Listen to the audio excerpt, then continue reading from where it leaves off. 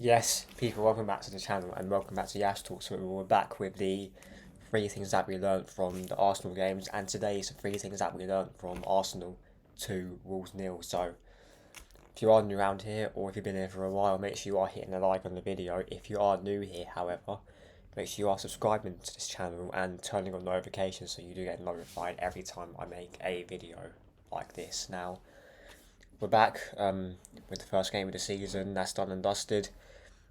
The three things that we learned, most of you who've been here for a while know how this works. I pick out the three things specifically that I've learned or that many of you have learned from the game that has just passed by, and sort of delve into it, what I think was good, what I think was bad. If you want to see my match reaction, I'll try and link it up somewhere. It's not working for me in my YouTube studio for some reason, but if it does work today, I'll make sure it is up there so you can go have a look. But the first thing that I need to get into, and it's not a good note, is we still need transfers. It's obvious. Look, Kai Saka played really well today.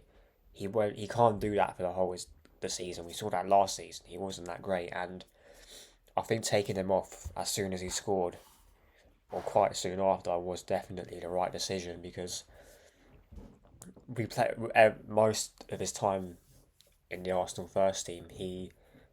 He's been playing 90 minutes week in week out, game in game out, and especially you saw last season it took a massive toll on him, and the fact he had to go to the Euros as well. Maybe him being at the Euros was part of the reason why Arteta took him off earlier than normal, but at least it gives him a nice rest before the game against Aston Villa on Saturday night next week, which will be a massive task because our record at Villa Park isn't the best, or against Aston Villa in general. And even speaking of lack of signings, Kai Havertz played well with them yesterday afternoon, but we still need a striker. We still need a midfielder replacement for Declan Rice. Our defensive depth with our centre backs and full backs is okay. There's not really much sort of we got to do there. I think we need a decent goalkeeper though to back up David Raya if David Raya is going to be the number one option. He made a really good save last night, but look, we still need signings, and that's one thing that we definitely learned from that game. It wasn't really a different game compared to last season, but you still see our sort of weaknesses. Second thing that we learned, and it's not a good one again, Gabriel Martinelli.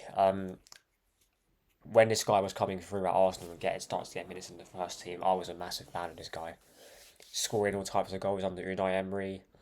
When he finally got a look in under Mikel Arteta, he was balling out for fun. But the past year, he has been terrible. He scored, 6 goals last season, and 2 came against Crystal Palace in the last minutes. He is on fraud watch this year for me, and it's hard to say because I rated this player really highly, but you can see that if he hasn't got space in behind to work with, he is practically useless. Which is why he usually against teams like Liverpool and that he plays well against, because especially under Jurgen Klopp, they get space in behind, and Martinelli with his pace can exploit that space really easily.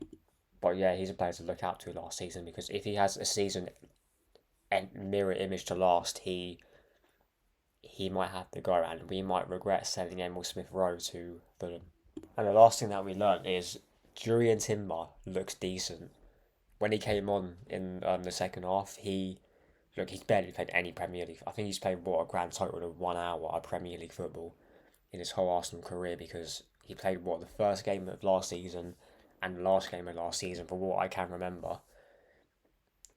The fact he looks so comfortable on the ball, it's decent. It gives me good hope because it just shows that even in pre-season he defended pretty well from the games that he played, and we've seen going forward he looks comfortable on the ball. He's not afraid to take his man on, and if he was to play in that right back position, let's say, like when he was coming down that right hand side, it gives me good hope in case something happens to Ben White, instead of putting Tomiyasu there, because he'll most likely be playing at left back if he's fit, assuming we keep our fullbacks the same, because Calafiori will take time to get used to the Premier League, and Tomiyasu can't stay fit and Zinchenko's shit, although he did play alright last night, I guess. But that little cameo from Timber, it gave me gave me some good hope that he will be an important player, especially because of the amount of games we've been playing this season. Assuming we don't take the cup seriously, which we don't, but we'll have a lot of Champions League group stage games, or sorry, league phase as it's called now. But it is what it is. Make sure you are like, sub, and sharing the content around.